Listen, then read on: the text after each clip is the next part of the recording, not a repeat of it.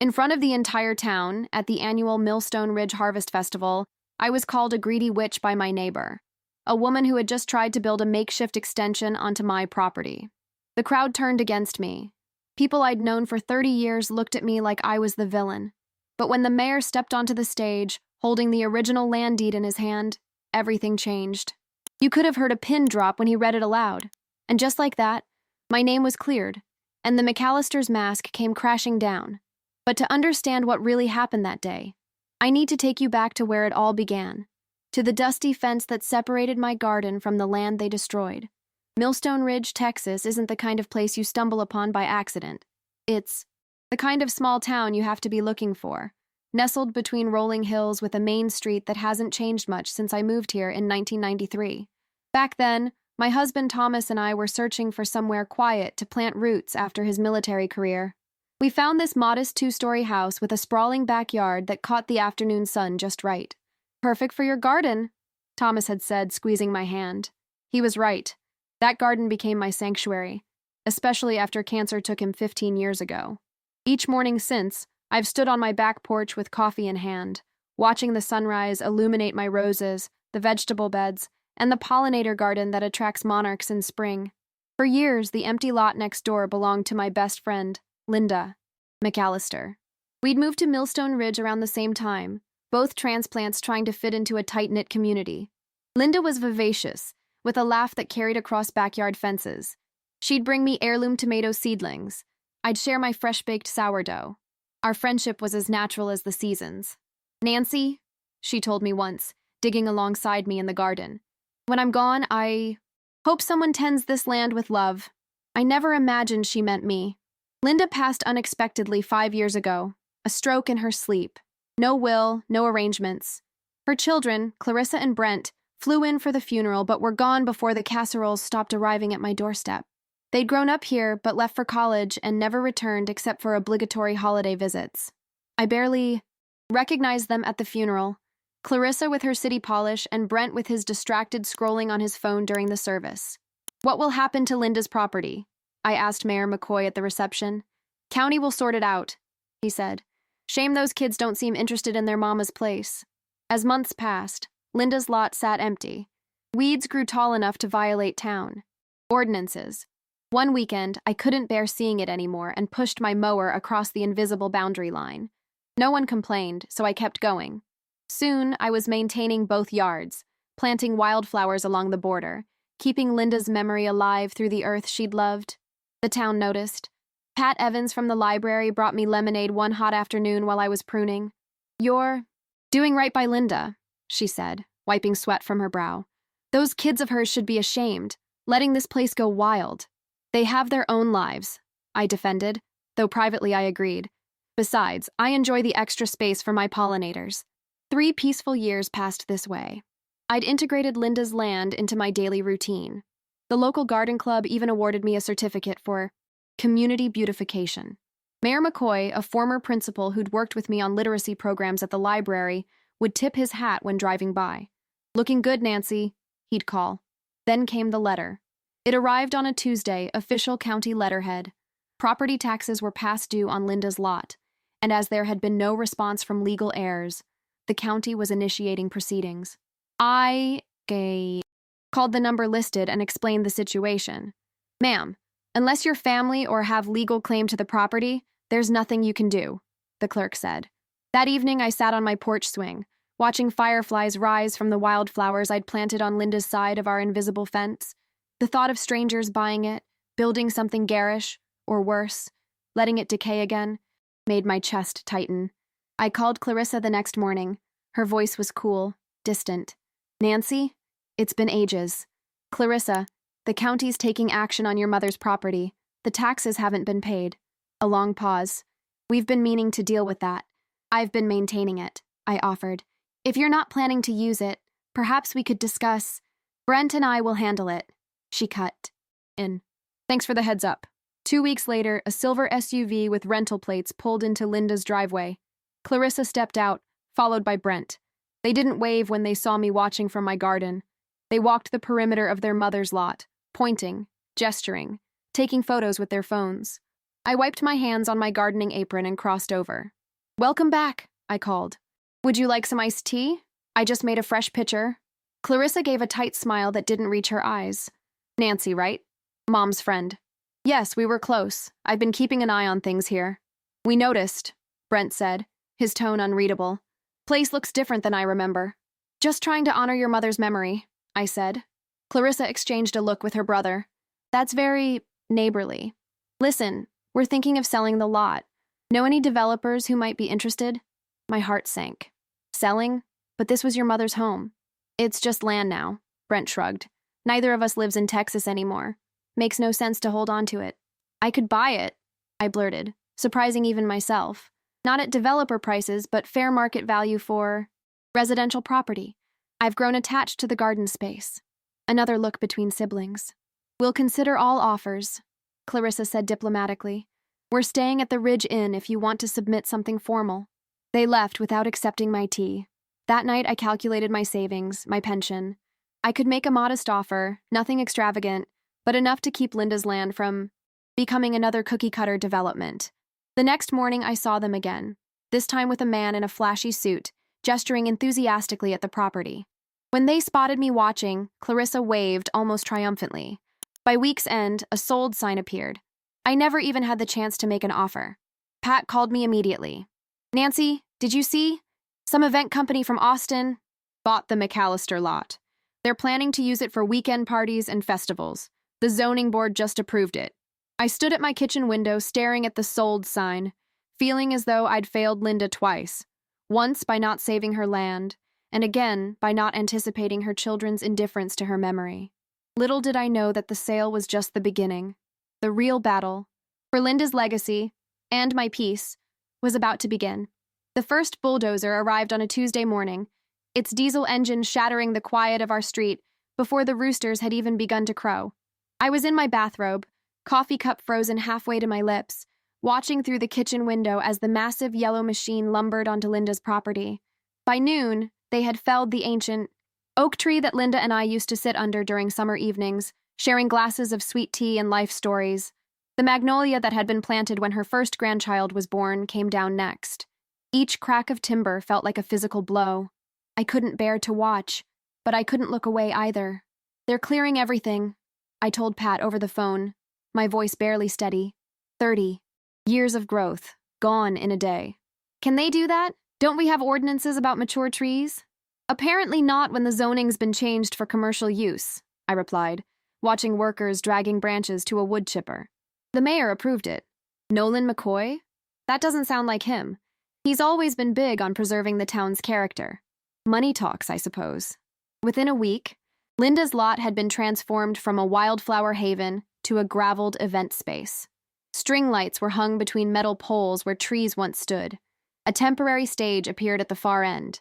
A portable bathroom trailer was parked near my property line, close enough that I could smell the chemical sanitizer from my garden.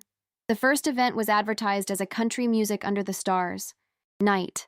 It sounded innocent enough until Friday evening when the amplifiers started blasting sound checks at decibels that rattled my windows. Cars began filling the newly graveled lot, and soon hundreds of strangers were shouting over music, drinking beer from plastic cups, and trampling across what had once been Linda's prize-winning daylily beds. At midnight, when the noise ordinance should have kicked in, the band played on. I called the sheriff's office. Ma'am, they have a special event permit until 2 a.m., the dispatcher informed me. Mayor's office approved it. Sleep was impossible. I sat in my darkened living room, watching headlights sweep across my walls as cars arrived and departed. Empty beer cans occasionally sailed over the fence into my yard. By Sunday evening, when the IE's last truck pulled away, Linda's lot looked like a war zone. Trash everywhere, divots in the ground where vehicles had gotten stuck in mud, and the acrid smell of spilled alcohol and cigarettes hanging in the air. I picked up litter from my side of the property line, fighting back tears. 3 more weekends followed the same pattern. My peaceful retirement had turned into a nightmare of noise, strangers, and disrespect. The few neighbors who lived nearby began avoiding eye contact with me at the grocery store, as if my proximity to the nuisance had somehow tainted me by association. Then, as suddenly as it had started, the event stopped. For 2 blessed weekends, silence returned. I was pruning roses when a familiar silver SUV pulled into the vacant lot. Clarissa and Brent emerged, looking considerably less polished than they had during their last visit. Clarissa's designer sunglasses were gone, replaced by dark circles under her eyes. Brent's casual confidence had deflated into something more hunched and anxious. They paced the property, arguing in hushed but intense tones. I couldn't hear the words, but their body language told me enough. Something had gone wrong. The next day, a for sale sign reappeared, this time handwritten on cardboard. No real estate company listed. Pat filled me in during our weekly library volunteer shift. Word is the event company went bankrupt, skipped town owing vendors money. The McAllisters are trying to unload the property fast, but nobody's biting. Not after what happened to the land. A small, uncharitable part of me felt vindicated. Linda would have been heartbroken to see what they'd done to her beloved garden lot. A week later, I returned from grocery shopping to find a trailer being towed onto the back corner of the lot, the part that bordered my vegetable garden. It wasn't a fancy RV, just a weathered single-wide that had seen better days. Brent was directing the tow truck, while Clarissa stood with arms crossed, surveying the placement. The trailer settled just feet from my property line, close enough that from my kitchen window, I could see inside when their lights were on. That evening, as I watered my tomato plants, Clarissa approached the fence. "Nancy," she called with forced brightness. "Just the person I wanted to see." I nodded, not trusting myself to speak politely. "We're going to be staying here for a while?" She gestured to the trailer. "Financial setback, you know how it is? Temporary situation." "I see," I said, focusing on my watering. "Thing is," she continued, "we remember Mom saying something about an agreement with your husband, about using part of this back corner, said you two had worked something out years ago."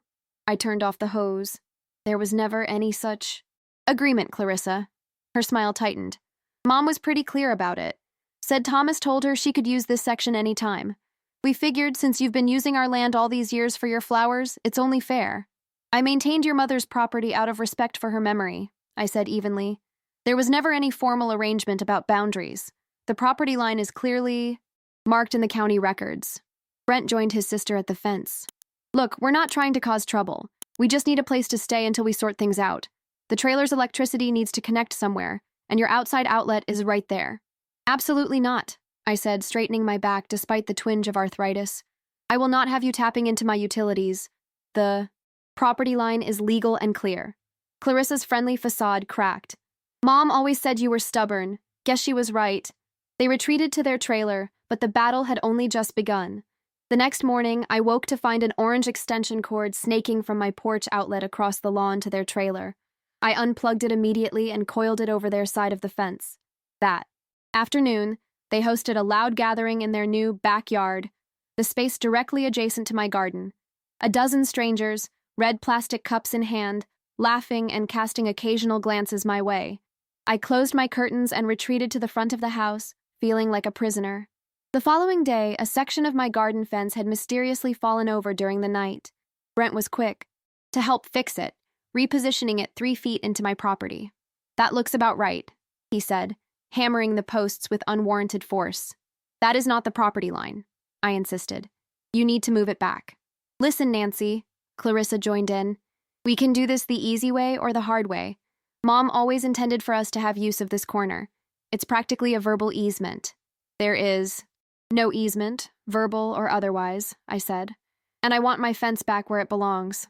"Prove it," Brent challenged. "Where are the property markers? They were removed during the landscaping. Without markers, it's your word against ours." He was right. The original survey stakes had been pulled out when the event company leveled the lot. The fence was my only proof, and they'd just moved it. That night, I called Sheriff Dawson. He came by, looked at the fence, and shrugged. "Ma'am, without clear markers, this is a civil dispute. You'll need to get a surveyor out here to reset the boundaries, or take it to court. Nothing I can do criminally." As he left, I saw Clarissa watching from their trailer window, a satisfied smirk on her face. I was a 64-year-old widow being bullied on my own property, and there seemed to be nothing I could do about it. Not without money for lawyers and surveys. Money I'd been saving to possibly buy Linda's lot myself, before they sold it out from under me. The irony wasn't lost on me. Linda's children were trying to steal from me, while I had spent years trying to preserve their mother's legacy. That night, I sat alone at my kitchen table, looking at old photographs of Linda and me in our gardens. In one, we stood proudly beside a trellis of morning glories that spanned the invisible line between our properties. "What would you think of them now, Linda?" I whispered to the smiling face in the photo. "What would you have me do?" I had no idea that the answer would come in the form of public humiliation, followed by the most unexpected vindication I could have imagined. Word travels fast in small towns. By the end of the week, I couldn't walk into Pearson's grocery without feeling eyes on my back. Rita Morrison, our town's self-appointed information minister, was at the center of it all. I caught her whispering to Mrs. Abernathy by the frozen foods, both of them glancing my way before quickly averting their gaze when I looked. Nancy?" Rita called, her voice syrupy sweet as I placed a loaf of bread in my cart. "How are you holding up with your new neighbors? Must be nice having young people around again." "They're not my neighbors, Rita. They're trespassing on my property," I said evenly. Rita's eyebrows shot up in mock surprise. "Oh? That's not what Clarissa told me at the church potluck. She said there was an understanding between families. Something about Thomas agreeing to share that back corner years ago. There was never any such agreement." "Well," Rita lowered her voice conspiratorially. "She showed me an old photograph of her mother's garden extending right to where their trailer sits now. Said it was always understood that land belonged to the McAllisters." My grip tightened on my shopping cart. "Rita, I've lived in that house for almost 30 years. I know exactly where my property line is." "Of course you do, dear." She patted my arm condescendingly. "Memory is such a tricky thing, especially as we age. My Harold started forgetting all sorts of things before he passed." I abandoned my half-filled cart in the middle of the aisle and walked out, my cheeks burning. On the drive home, I passed Mayor McCoy watering his front lawn. He raised his hand in greeting, but his wave seemed hesitant, uncertain. Even he had heard the rumors. The next morning, a flyer appeared in my mailbox. "Community meeting, resolving neighborhood disputes," it read. The date was set for the following Thursday at the town hall. At the bottom, in smaller print, "Special focus, property line, disputes between neighbors." This wasn't a coincidence. The McAllisters were taking their false narrative public. I called Pat immediately. "They're trying to turn the whole town against me." "People aren't stupid, Nancy," Pat reassured me. "Everyone knows you've been nothing but generous with that land." "Not everyone. Rita Morrison is spreading their lies like wildfire. Rita's a gossip. Always. Has been. Remember when she told everyone that Principal Simmons was embezzling PTA funds? Turned out he was planning a surprise renovation for the library." But this felt different. The cold shoulders at the supermarket. The sudden silence when I entered the post office. The way my usual table at May's Diner was mysteriously reserved when I came for my Friday lunch. Thursday evening arrived, and I dressed carefully in a blue blouse that Thomas always said brought out my eyes. I applied a touch of lipstick, something I rarely bothered with anymore. If I was going to face public scrutiny, I would do it with dignity. The town hall was packed. I spotted Clarissa and Brent near the front, both looking unusually polished. Clarissa had traded her casual clothes for a modest dress, while Brent wore a button-down shirt with actual ironed creases. They were playing roles, the dutiful children of a beloved townswoman. Mayor McCoy called the meeting to order. "Folks, we're here to discuss some concerns that have been raised about property disputes in our community. Now, Millstone Ridge has always prided itself on being neighborly, on working things out without needing courts and lawyers." A murmur of agreement rippled through the crowd. "We have a specific situation I'd like to address," he continued. "The McAllister property and the adjacent Holloway property have a disputed boundary line. I've invited both parties to share their perspectives." Clarissa stood first, clutching a small photo album to her chest. "Thank you, Mayor. Many of you knew my mother, Linda McAllister." She paused, her voice catching theatrically. "Mom loved this town, loved her garden. When she passed, Brent and I were devastated. We couldn't bear to come back right away. Too many memories." She opened the photo album. "But Mom always told us about her arrangement with the Holloways. How Thomas had agreed that the back section of the lot was McAllister land, in exchange for help, when he was renovating their house. We have pictures showing Mom's garden extending right to where our trailer sits now." She passed the album to the front row, where Rita eagerly peered at the photos, nodding vigorously. "I remember this," she said loudly. Linda's beautiful hydrangea border went all the way back. My stomach nodded. Those hydrangeas had been on my property, a gift from me to Linda years ago. All we're asking, Clarissa continued, her voice trembling just enough, is to honor our mother's memory by using the small piece of land that was always understood to be hers. We've fallen on hard times since the event company went bankrupt. We just need a place to stay while we get back on our feet. Sympathetic nods rippled through the audience. Brent stood next, his face solemn. We've tried to discuss this reasonably with Mrs. Holloway, but she refuses to acknowledge the agreement. We found Mom's diary entries mentioning it. We're not trying to take anything that isn't rightfully ours. Mayor McCoy turned to me. Mrs. Holloway, your response? I stood slowly, feeling every one of my 64 years as all eyes turned to me. There was never any agreement. Thomas. And I purchased our property with clear boundaries. Linda knew that. She respected property lines. Those hydrangeas Clarissa mentioned, I planted them as a gift for Linda, on my side of the property line. Then why would we have photos showing them on our mother's side? Brent challenged.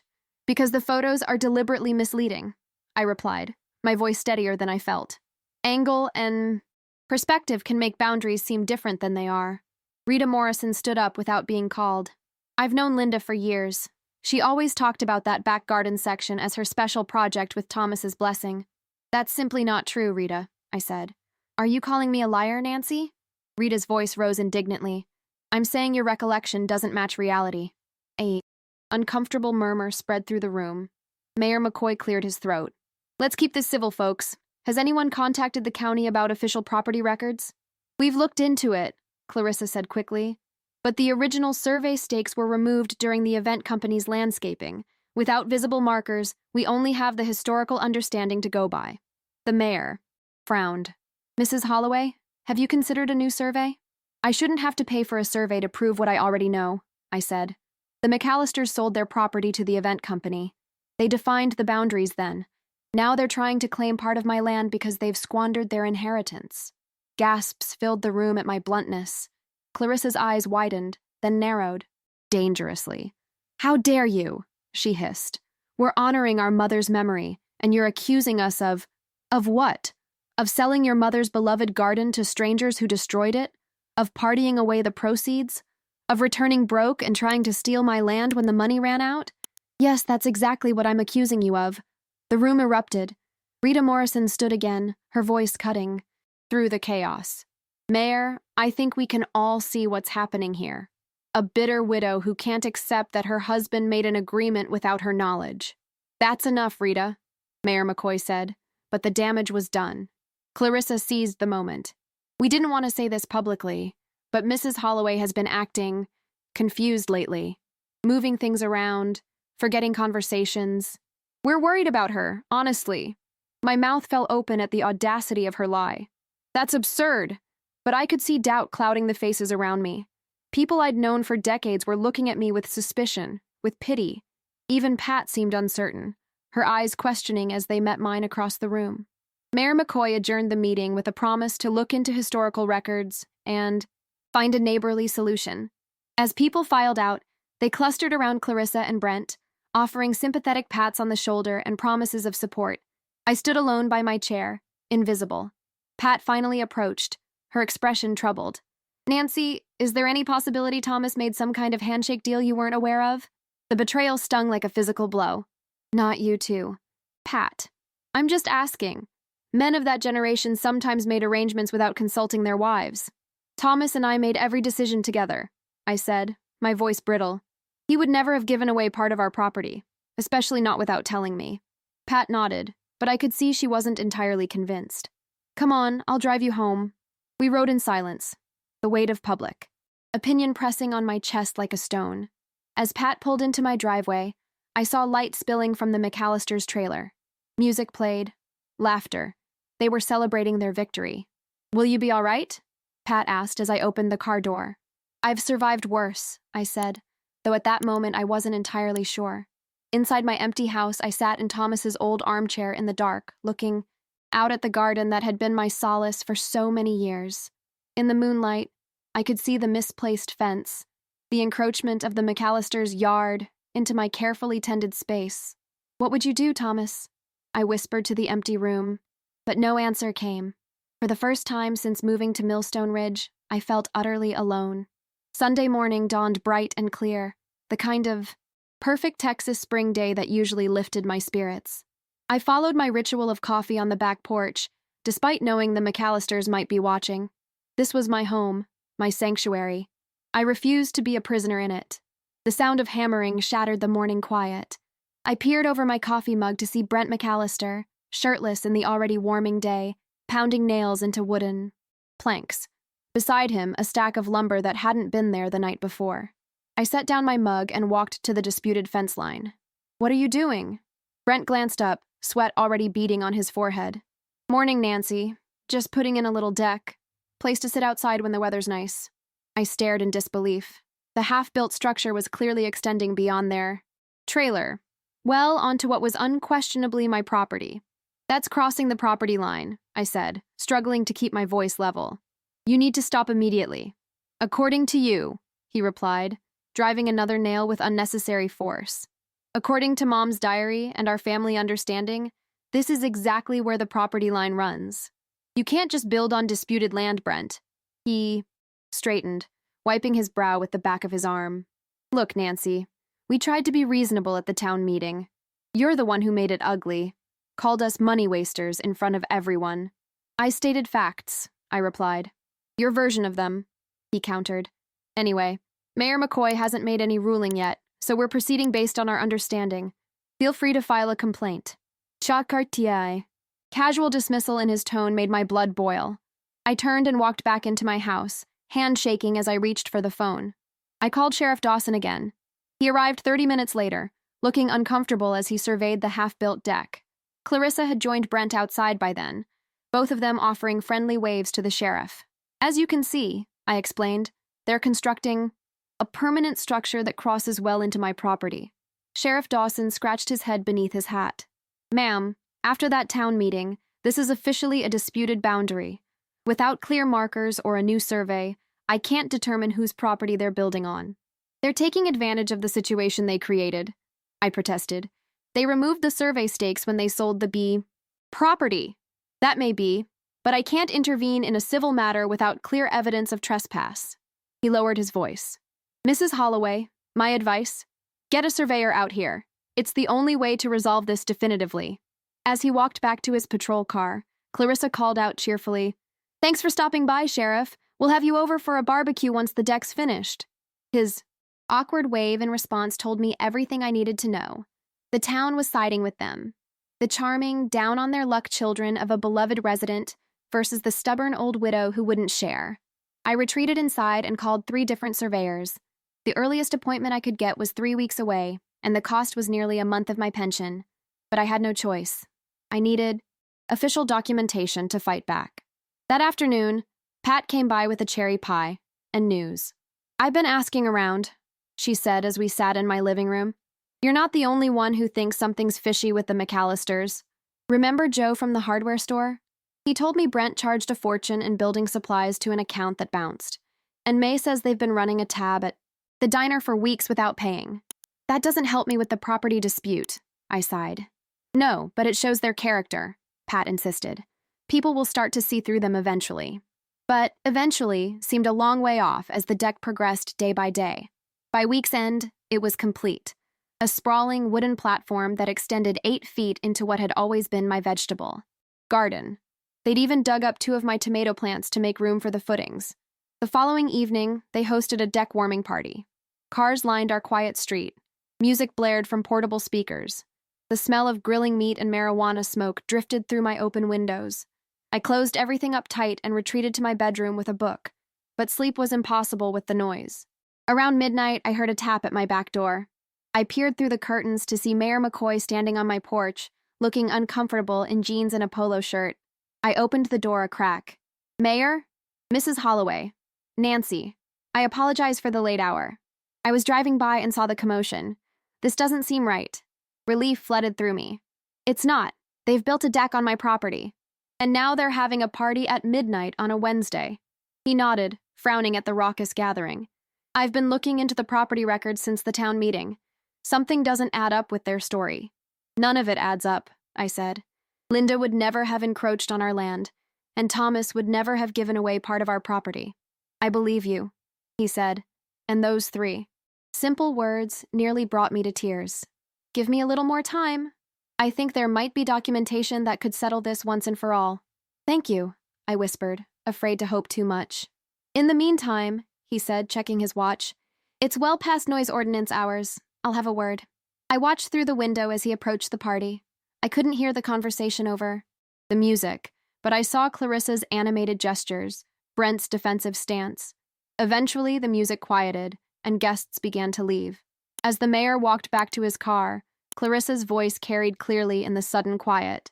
Guess the old witch called in her political favor. Don't worry, this isn't over. The mayor paused mid-step, then continued to his car without looking back. The next morning, a small, petty revenge appeared on my doorstep. My 2 uprooted tomato plants, withered and dying, placed in a cardboard box with a note reading, "Found these on our property. Thought you might want them back." I carried the plants to my compost bin, fighting back tears of frustration. They were just plants. I could grow more, but the deliberate cruelty of the gesture cut deep. That afternoon, an official notice arrived in my mailbox. The annual Millstone Ridge Harvest Festival was scheduled for the upcoming weekend. As a longtime resident, my presence was specifically requested at the community recognition ceremony. In previous years, I'd enjoyed the festival, the craft booths, the baking contests, the sense of community, but now, the thought of facing the entire town, with whispers, and sidelong glances following me, made my stomach churn. You have to go, Pat insisted when I called her. If you don't show up, it looks like you have something to hide. I have nothing to hide, I said, but I can't bear to be the subject of Rita Morrison's gossip all day. Then don't give her the satisfaction, Pat replied firmly. Hold your head high. Those of us who really know you are on your side. I wanted to believe her, but as I hung up the phone, I caught sight of Clarissa through my kitchen window. She was handing out papers to a group of neighbors gathered by their trailer, gesturing animatedly toward my house. More lies. More manipulation. The Harvest Festival loomed before me like a public trial. I had no idea that it would indeed become exactly that, but not in the way anyone expected. The morning of the Harvest Festival arrived with perfect autumn weather, crisp air, golden sunlight, and a sky so blue it hurt to look at it. I stood before my closet, debating what to wear for what felt like an impending execution rather than a community celebration. I finally settled on a cornflower blue dress that Thomas had always loved, with a light cardigan against the morning chill. If I was going to face public scrutiny, I would do it with dignity.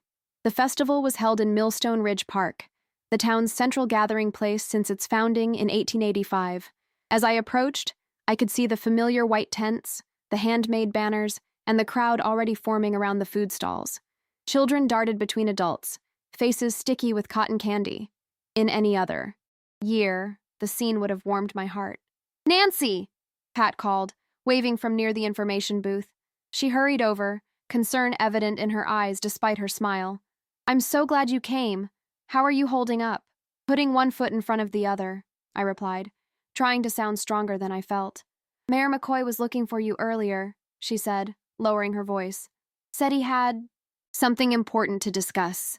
A flicker of hope sparked in my chest. Had he found something in the property records? Ladies, Rita Morrison's voice cut through my thoughts as she approached, clipboard in hand and a too bright smile plastered on her face. Nancy, we weren't sure you'd join us today. I've attended every Harvest Festival for 30 years, Rita, I said evenly. Why would this year be different? Her smile tightened. Oh, no reason. It's just that some people might find it uncomfortable, being around neighbors when there's ongoing tension. Pat stepped slightly closer to me, a silent show of solidarity. The community recognition ceremony is at noon, right, Rita? Yes, right after the pie judging. Rita's eyes narrowed slightly. The McAllisters will be receiving special recognition for their mother's contributions to the town. They've donated a memorial bench in Linda's name. The calculated cruelty of the announcement wasn't lost on me. They were using their mother's memory as a weapon against me, knowing how much Linda had meant to me. How thoughtful, I managed to say. Yes, isn't it? Rita agreed, false sweetness dripping from every word. Clarissa is also giving a speech about family legacies. I think you'll find it very illuminating. As she walked away, Pat squeezed my arm. Don't let her get to you. Rita thrives on conflict. They're using Linda, I said quietly. She would be horrified by what they're doing. We wandered through the festival, stopping to admire handcrafted quilts and sample homemade preserves.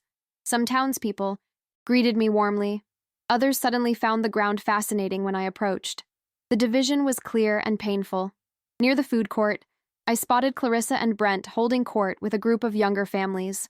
Clarissa was dressed in a flowing sundress that seemed calculated to project wholesome charm, while Brent had traded his usual t-shirt for a button-down that strained slightly across his shoulders. "She's wearing her mother's necklace," I noted to Pat, recognizing the distinctive turquoise pendant that Linda had treasured. Linda always said she was saving it for a special occasion.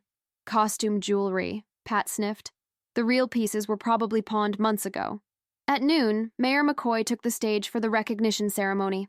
I found a spot near the back of the gathering crowd, hoping to remain inconspicuous. "Friends and neighbors," the mayor began, "the Harvest Festival has always been about celebrating what makes Millstone Ridge special. Our community spirit, our shared history, and most importantly, our people." Applause rippled through the crowd. "Today we have several recognitions to make. First, the Millstone Ridge Garden Club would like to honor Mrs. Eliza Peterson for 50 years of membership." I clapped along with everyone else as elderly Mrs. Peterson tottered to the stage to accept a plaque, her face beaming with pride. Next came recognition for the volunteer fire department, followed by awards for the children's art contest. With each passing minute, my anxiety grew. I glanced around for the mayor, wondering about the information Pat said he wanted to share, but he remained occupied on stage. "And now," Mayor McCoy continued, "Clarissa McAllister would like to say a few words about a special donation to our community." Clarissa ascended the steps to the stage, her face a perfect mask of somber gratitude. "Thank you, Mayor McCoy. As many of you know, my brother and I recently returned to Millstone Ridge following financial setbacks." Sympathetic murmurs rippled through the crowd. But even in our difficulties, we wanted to honor our mother's memory. Linda McAllister loved this town, loved its people, loved her garden. Her voice caught theatrically. "That's why we're donating this memorial bench to be placed in the community garden, where her spirit will always be present." Applause erupted as a wooden bench was wheeled onto the stage, a small brass plaque affixed to its back. "Our mother taught us the importance of legacy, of honoring agreements, of respecting the past," Clarissa continued, her eyes scanning the crowd until they found me. "Even when others tried to erase that legacy." The audience shifted uncomfortably. They knew exactly who she was referring to. "Some of you may have heard about our ongoing property dispute," she said, abandoning all pretense. "What you may not know is that we recently found our mother's diary, where she clearly wrote about the agreement regarding the property line between our lot and the Holloways, an agreement that certain parties are now trying to deny." My heart pounded in my chest. This wasn't a speech about a memorial bench. This was a calculated public attack. Our mother wrote about her distress when Nancy Holloway began planting on McAllister land after Thomas passed, taking advantage of Mother's friendship and good nature. Gasps and whispers erupted. I stood frozen, unable to believe what I was hearing, unable to believe that people might actually accept such blatant lies. "We tried to resolve this privately," Clarissa continued, her voice rising with practiced emotion. "But when we returned to honor our mother's memory, we found ourselves painted as villains for simply trying to reclaim what has always been McAllister land." Brent joined his sister on stage, placing a supportive arm around her shoulders. "We didn't want to make this public," he added, his voice carrying across the now silent crowd. "But we can't stand by while our mother's legacy is stolen by a greedy woman who refuses to honor long-standing agreements." The word greedy hit me like a physical blow. In all my years in Millstone Ridge, I had never been called such a thing. I had volunteered at the library, delivered meals to homebound seniors, maintained not only my property but Linda's as well, all without asking for anything in return. "She's up there calling me greedy," I whispered to Pat, my voice shaking. "After what they did to their mother's property." Pat's face had gone pale. "This is beyond the pale, even for them." Mayor McCoy stepped forward, clearly uncomfortable with the turn the ceremony had taken. "I think we should—" "No, Mayor," Clarissa interrupted. "The people deserve to know the truth. Nancy Holloway has been taking advantage of our family's tragedy, and when we finally stood up for ourselves, she tried to turn the town against us." The crowd's eyes shifted to me, some curious, some accusatory, some simply confused. Rita Morrison stood near the front, nodding vigorously at every word Clarissa spoke. I couldn't breathe, couldn't think. The public humiliation was worse than anything I had imagined. In that moment, I wanted nothing more than to flee, to hide away in my house and never face these people again. But something kept me rooted to the spot. Perhaps it was Thomas's voice in my head, telling me to stand tall. Perhaps it was Linda's memory, being twisted and exploited by her own children. Or perhaps it was simply the knowledge that if I ran now, the lies would become the accepted truth. Mayor, McCoy's voice cut through the murmurs. That's quite enough, Clarissa. This is neither the time nor the place for airing private disputes. When is the place, Mayor? Brent challenged. When Nancy Holloway has stolen our inheritance completely? When our mother's memory has been entirely erased? I found my voice at last, calling out clearly despite the tremor in my hands. That's not true. None of it is true. All eyes turned to me. Mrs. Holloway, Mayor McCoy said, a strange note in his voice that I couldn't quite identify. Perhaps you'd like to come up here? It was the last thing I wanted to do, but on wooden legs, I moved through the parting crowd toward the stage. Each step felt like walking through deep water, the weight of stairs pressing in from all sides. As I reached the steps, Mayor McCoy extended his hand to help me up. Perfect timing, he murmured, too low for the microphone to catch. I was about to send someone for you. For me? I whispered back. A slight nod, and then he turned to address the crowd again. Ladies and gentlemen, I think we've heard enough accusations, but as it happens, I have something relevant to share with all of you today. He reached, into his jacket and pulled out a folded document. You see, after our town meeting, I was troubled by the conflicting claims about the property line between the Holloway and McAllister lots. So I did what any responsible official would do. I went to the county archives. I stared at the paper in his hands, my heart suddenly racing for a different reason. And what I found, the mayor continued, was very interesting indeed. Mayor McCoy unfolded the document with deliberate care, the rustling paper somehow audible despite the hushed crowd. Clarissa and Brent exchanged uneasy glances, their confident posturing suddenly less certain. This, the mayor announced, holding up the papers for all to see, is a recorded easement agreement dated September 12, 1994, between Thomas Holloway and Linda McAllister. My breath caught. I had no memory of such a document. According to this legally binding and properly notarized agreement, Mayor McCoy continued, adjusting his reading glasses, Linda McAllister borrowed a sum of $5,000 from Thomas Holloway to repair her roof after the tornado that year. Many of you will remember that storm. Nods rippled through the crowd. The tornado of '94 had damaged nearly half the homes in Millstone Ridge. Unable to repay the loan immediately, Mrs. McAllister offered, and Mr. Holloway accepted, a permanent easement on the southeastern portion of her property, approximately 1/3 of her lot. He looked directly at Clarissa and Brent. This easement transferred ownership of that section to the Holloways in perpetuity. It's all here, properly, recorded with the county. Gasps and murmurs swept through the audience. Rita Morrison's mouth hung open in shock. Pat squeezed my arm so tightly it hurt. That can't be right, Clarissa protested, her voice having lost its practiced control. Our mother would never— Your mother did, Mayor McCoy interrupted firmly. Her signature is right here, witnessed by 2 notaries. The documentation is impeccable. He turned to me, his expression gentler. Mrs. Holloway, did you know about this agreement? I shook my head, still processing the revelation. Thomas never mentioned it. He must have filed it away and forgotten to tell me. Well, according to county records, not only is the disputed area behind your garden legally your property, Mrs. Holloway, but you also own approximately 1/3 of what the McAllisters have been claiming as their inherited lot. He paused. The same third, incidentally, where they've placed their trailer. The silence that followed was absolute. I could almost hear the collective intake of breath as the implications sank in. This is ridiculous, Brent finally sputtered. That document must be forged. Our mother would have told us about something like this. The county clerk verified its authenticity, Mayor McCoy replied calmly. As did I, with records of the notaries who witnessed the signatures.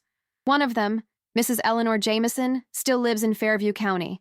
I spoke with her yesterday. She remembers the agreement clearly. Clarissa's face had drained of color. We'll contest this. We'll get lawyers involved.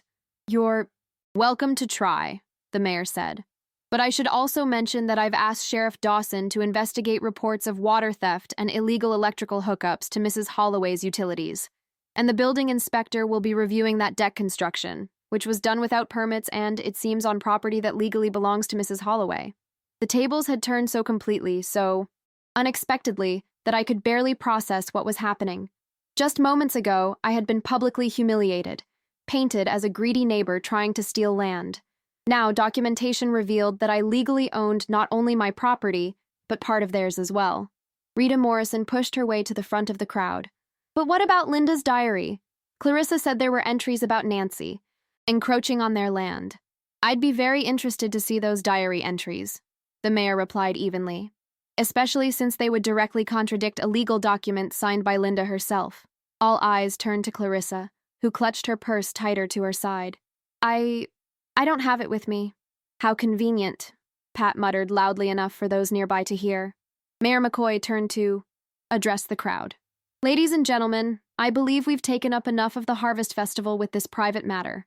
I suggest we return to the celebrations and leave Mrs. Holloway and the McAllisters to work out the implications of this documentation privately. But the damage, or rather the revelation, was done. As people began to disperse, they cast sympathetic glances my way and disapproving looks at Clarissa and Brent. The whispers had already begun, but now they were about the McAllisters' deception, not my supposed greed.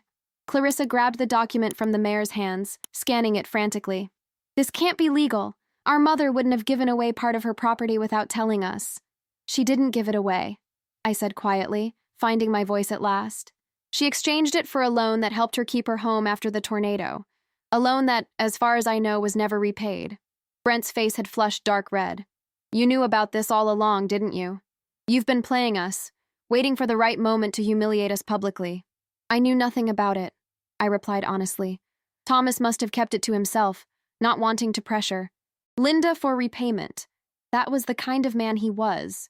Mayor McCoy gently retrieved the document from Clarissa's trembling hands. I've had certified copies made for all parties. Mrs. Holloway, the sheriff will be available to assist you should you need help removing unauthorized structures from your property. The implications hung heavy in the air. Their trailer was sitting on land that legally belonged to me. As the mayor stepped away, Pat approached, her eyes wide with disbelief. Nancy, can you believe it? Thomas had the documentation all along. He never told me, I said, still stunned. He must have been protecting Linda's pride. She was always so independent. Clarissa and Brent huddled together at the edge of the stage, their whispered argument growing more heated by the second. The crowd had dispersed, but many lingered nearby, watching the drama unfold while pretending to be interested in the craft booths. What will you do? Pat asked. You could legally have them removed immediately. The thought brought me no satisfaction. Yes, they had tried to steal my land, had humiliated me publicly, had spread lies about me throughout the town, but forcing them into homelessness wouldn't undo any of that. I need time to think, I said. This isn't about revenge. As we walked away from the stage, townspeople approached one after another, some to apologize, others simply to express their shock at the revelation.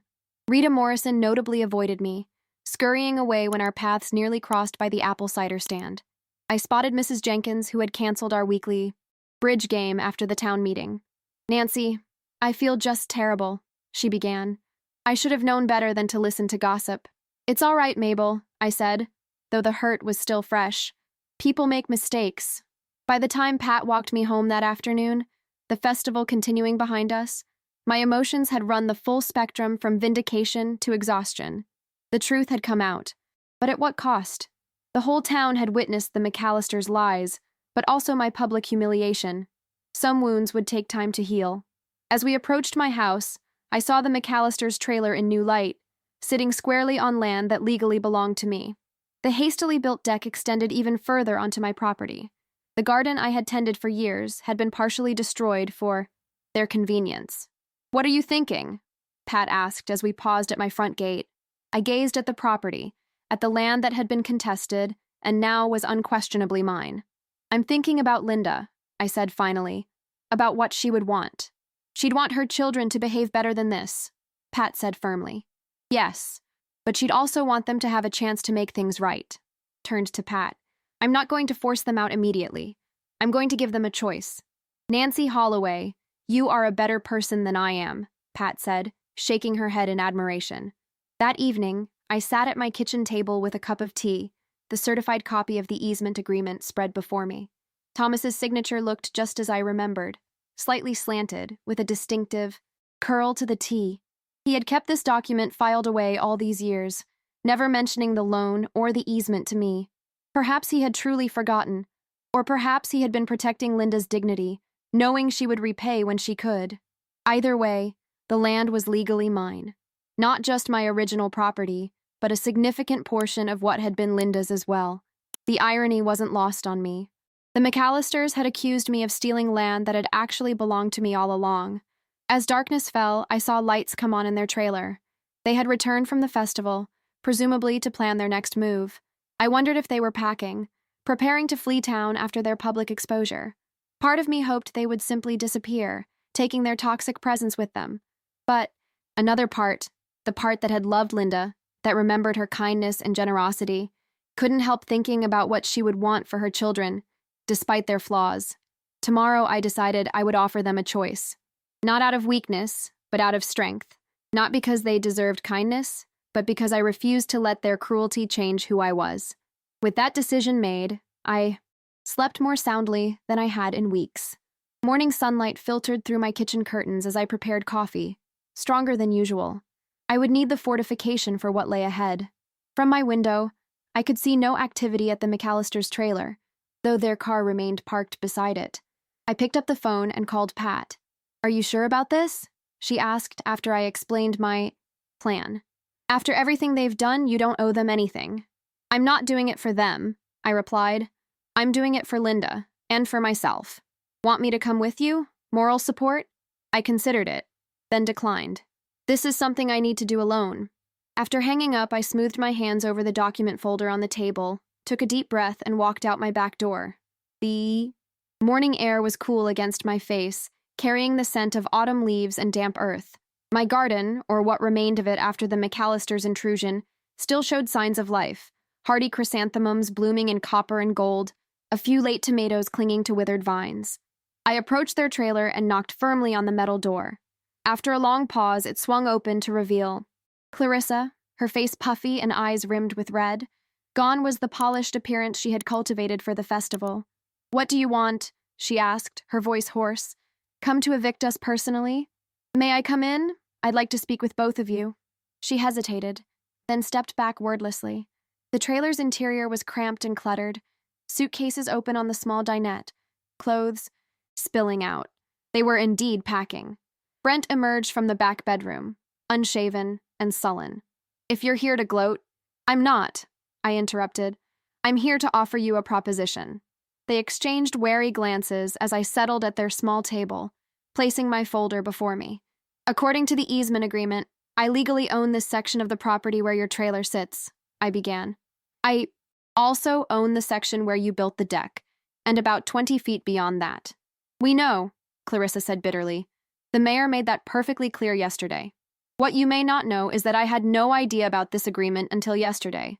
Thomas never told me about the loan to your mother or about the easement she signed in return." Brent scoffed. "You expect us to believe that?" "Whether you believe it or not, it's the truth. Your mother and my husband made this arrangement between them. I suspect Thomas never intended to enforce the easement. He was giving her a way to accept help without feeling like a charity case." Clarissa sank into a chair across from me. "Mom never mentioned any of this. Perhaps she was embarrassed, or perhaps she meant to tell you eventually." I folded my hands on the table. "But that doesn't change the legal reality we're facing now." "So you're here to tell us how long we have to clear out?" Brent asked, leaning against the kitchenette counter. "I'm here to offer you a choice," I replied, opening the folder and extracting a handwritten document. "Option 1. You have 72 hours to remove your trailer and all possessions from my property. I will then reclaim the full easement area and fence it accordingly." Their faces hardened, but I continued before they could protest. "Option 2, I said, sliding the paper toward them, "is this rental agreement. You may lease the section where your trailer currently sits for $400 monthly, for up to 1 year. During that time, you will remove the unauthorized deck, respect all property boundaries as defined in the easement agreement, and refrain from making any statements or claims regarding property ownership that contradict the legal documentation. Stunned silence filled the small space. You're offering to let us stay? Clarissa finally asked, disbelief evident in her voice. For a reasonable rent, yes. It would give you time to find jobs, save money, and make proper arrangements for your future. I met her gaze steadily, but only if you agree to behave as respectful tenants, not entitled squatters. Brent pushed away from the counter. Why would you do this? After everything? Not for you, I said bluntly. For your mother. Linda was my friend. She would be heartbroken to see what's happened between us. Mom always said you were stubborn, Clarissa murmured, echoing her earlier accusation, but with a different tone now. She also said I was fair, I replied. I'm trying to honor that assessment. I stood, leaving the rental agreement on the table. You have until tomorrow evening to decide. If you choose option 1, I'll expect the property to be vacated by Wednesday. If you choose option 2, I'll need the first month's rent and your signatures on this agreement. As I turned to leave, Clarissa called after me. The things we said. At the festival. We shouldn't have. No, I agreed, pausing at the door. You shouldn't have. But what's done is done. Now we all have choices to make about what happens next. Walking back across the yard to my house, I felt lighter somehow. Not because I had won or because I had exacted some form of revenge, but because I had found a path forward that honored both justice and mercy. Linda would have approved, I thought. Thomas, too. The next 24 hours passed slowly. I kept busy with household tasks, deliberately avoiding my back windows. Whatever the McAllisters decided, I had made my peace with it. The knock came at 6:15 the following evening. I opened my door to find both siblings standing on my porch, the rental agreement in Clarissa's hand. We'd like to accept option 2, she said without preamble. We've signed the agreement. She handed me an envelope containing the document, and I discovered later, $400 in cash, mostly small bills, as if they'd scraped together every dollar they could find. The deck will be removed by the weekend, Brent added stiffly. Thank you, I said. I'll drop a receipt for your payment. An awkward silence fell. We were no longer adversaries, but we were far from friends. Too much had been said, too many lies told, too much damage done for an easy reconciliation. Mom would have hated all this, Clarissa said suddenly. The fighting, the public scene. Yes, I agreed. She would have. We were desperate, Brent offered, not quite an apology. After the event company went bankrupt, we lost everything. The trailer was all we had left. I nodded, acknowledging his words without absolving their actions. The rental agreement gives you stability for a year, I said. What you do at that time is up to you. After they left, I called Pat to update her. They're staying, I explained. As tenants, not trespassers. You're sure about this? She asked again. I'm sure, I said. It feels right. The following Saturday, true to their word, the McAllisters dismantled the deck. I watched from my kitchen as they worked, methodically removing the boards and supports they had so hastily erected. By evening, only the outline remained in flattened grass and disturbed soil. As weeks passed, an uneasy peace settled over our adjoining properties. The McAllisters kept to themselves, their parties ceased, and they paid December's rent 3 days early, slipping the envelope under my door without a word. I resumed my gardening, salvaging what I could of my damaged plants and planning for spring planting. The whispers around town gradually subsided, though Rita Morrison still crossed to the opposite side of the street whenever she saw me coming.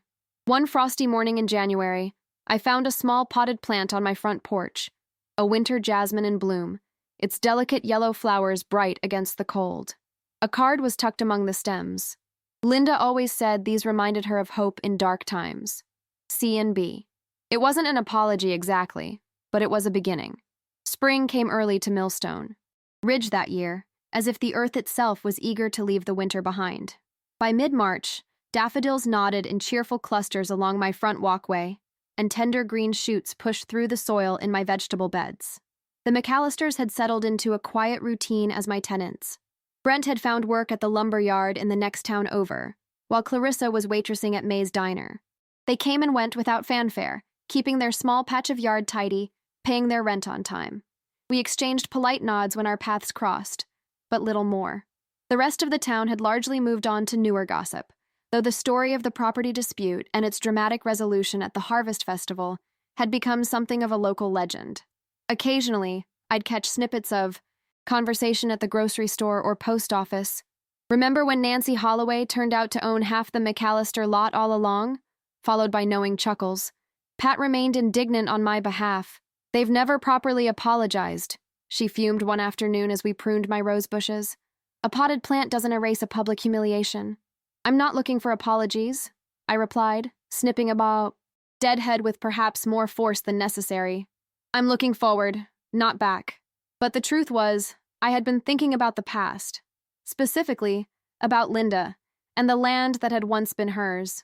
The easement area, legally mine but sitting unused since the deck's removal, had begun to haunt me. Weeds were reclaiming it, erasing all traces of the garden Linda had once tended with such care. One Sunday in April, as I sat on my back porch with morning coffee, I spotted Clarissa walking the perimeter of the trailer, coffee mug in hand, mirroring my own ritual. She paused at the edge of the easement area, staring at the overgrown space with an expression I couldn't quite read. Something tugged at my heart. Not pity exactly, but recognition. For all their faults, the McAllisters had lost their mother. That land had been her legacy to them, however poorly they had stewarded it. The idea came to me fully formed, as if it had been waiting just beneath the surface of my thoughts for months. The next day, I visited Mayor McCoy at his office. "A memorial garden?" he repeated after I explained my proposal. "On the easement property?" "Yes," I nodded. "Open to the community, but dedicated to Linda's memory. I'd maintain it, of course, but I thought perhaps the town might help with the initial setup." The mayor leaned back in his chair, a slow smile spreading across his face. "Nancy Holloway, you continue to surprise me. After everything those kids put you through, you want to honor their mother's memory? Linda deserves to be remembered for who she was, not for what happened after. She was gone," I said simply. Within a week, word had spread throughout Millstone Ridge. The garden club pledged plants and labor. The high school shop class offered to build benches. Even Rita Morrison, perhaps sensing a chance at redemption, volunteered to organize a planting day. I debated whether to inform the McAllisters beforehand, eventually deciding transparency was best. I left a note on their door, inviting them to meet me at the library to discuss a community project involving the easement area. They arrived looking wary, Clarissa clutching her purse like a shield, Brent's arms crossed defensively. "I'm not changing the rental agreement," I began, to dispel any fears. "This is about something else entirely." I laid out my plans for the memorial garden: native plants and flowers that Linda had loved, benches for quiet contemplation, perhaps a small plaque explaining the garden's purpose. "You want to name it after Mom?" Clarissa asked, her voice small and uncertain. "The Linda McAllister Memorial Garden," I confirmed. "If you approve, of course." Brent's posture softened slightly. "Why would you do this? After everything?" It was the same question he had asked when I offered them the rental agreement, but this time without the bitter edge. "Because it's what should have happened from the beginning," I replied. "Linda loved that land. She would want it to be beautiful again, to be a place that brings joy rather than conflict." Clarissa's eyes had filled with tears. "We have some of her gardening journals," she said hesitantly. "Notes about what she planted where, which flowers did best in which spots. Would that help?"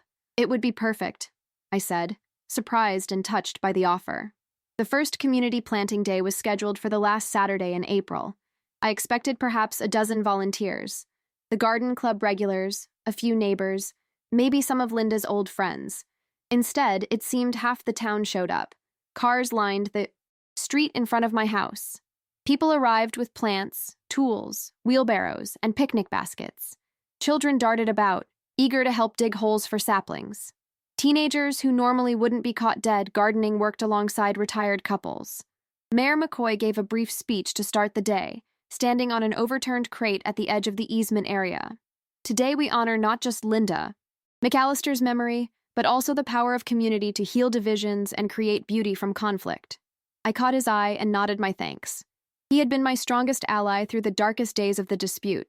As volunteers began marking out pathways and planting beds, I noticed the McAllisters standing slightly apart from the crowd, uncertain of their welcome. Clarissa clutched a worn notebook, Linda's garden journal, I presumed. I approached them, aware of curious eyes following me.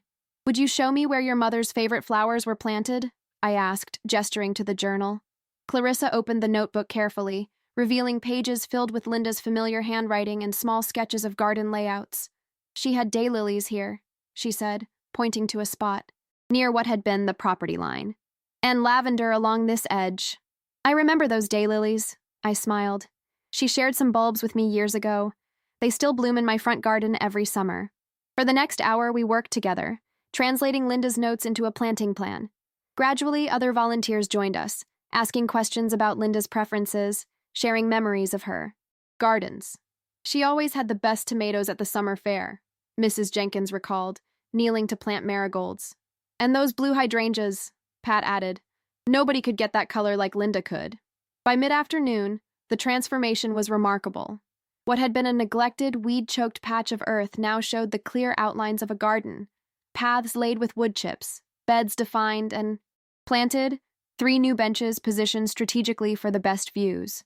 Brent had worked quietly alongside the high school boys, hauling mulch and setting stepping stones. Now he approached me, wiping sweat from his brow. We should have done something like this from the beginning, he said, gesturing to the bustling volunteers. When we first came back. Yes, I agreed simply. There was no point in recriminations now. We were angry, he continued, his voice low enough that only I could hear. Not at you, really. At Mom for dying without a will, at ourselves for wasting the money from the sale. You were just there, an easy target. It wasn't quite an apology, but it was the most honest thing he had said to me since their return. Your mother would be proud of what's happening here. Today, I told him. Not of what came before, but of this, now. As the day wound down and volunteers began to disperse, Mayor McCoy unveiled a simple stone marker at the garden's entrance. The Linda McAllister Memorial Garden, it read, followed by her birth and death dates, and a single line. In every garden, there is a future, and there is a past. Clarissa stood beside me as the marker was, set in place. Thank you, she whispered. She deserved better than what we did with her property. She would forgive you, I replied. Linda never held grudges. Unlike her children, Clarissa said with a rueful smile. We were terrible to you, Nancy. The things we said, the lies we spread. She trailed off, shaking her head. I don't know if I could have done what you did. Offered us a place to stay after all that. I did what felt right, I said. That's all any of us can do. As the sun began to set, casting long shadows across the newly planted garden, only a few of us remained. Pat and I, the McAllisters, Mayor McCoy, and Mrs. Jenkins from the garden club. I think this calls for a toast, Pat announced, producing a bottle of white wine and plastic cups from her tote bag. To Linda's garden, reborn. To Linda, we echoed, raising our cups in the golden evening light. Later, walking Pat to her car, I paused to look back at the garden. It was just beginning, of course, the plants small and newly settled, the paths fresh and unmarked by footsteps. But I could already envision what it would become, a place of beauty and peace, a living monument not just to Linda, but to the power of choosing restoration over revenge. You know, Pat said, following my gaze, some people would have bulldozed that trailer the minute they got legal confirmation of ownership. Some people would have, I agreed. But what would that have accomplished? More bitterness, more division. Instead, you've created something beautiful, she said, squeezing my arm. Thomas would be proud. The mention of my late husband brought a familiar pang, but also comfort. He had known about the easement all along, had kept it in a folder rather than using it as leverage. Perhaps he had foreseen a day when it might be needed, not to divide, but to heal. Over the following months, the garden flourished beyond my expectations. Community members stopped by regularly to weed or water, often lingering on the benches to chat or simply enjoy the tranquility. Children from the elementary school painted rocks to line the pathways. The garden club added new plants each week. The McAllisters remained my tenants, but our relationship had evolved into something approaching amicable. Clarissa would occasionally join me for morning coffee on my back porch. Brent helped repair my leaking roof after a particularly violent summer storm. When their lease approached its 1-year mark, I braced myself for their departure. They had saved enough for a fresh start elsewhere, I assumed. But one evening, Clarissa knocked on my door with an unexpected proposal. We've been thinking, she said, seated at my kitchen table.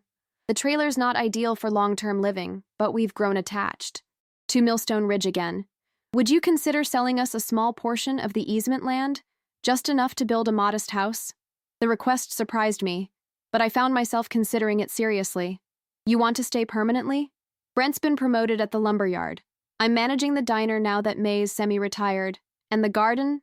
She glanced out the window to where the memorial garden blazed with summer color. It feels right, being near it, near Mom's memory.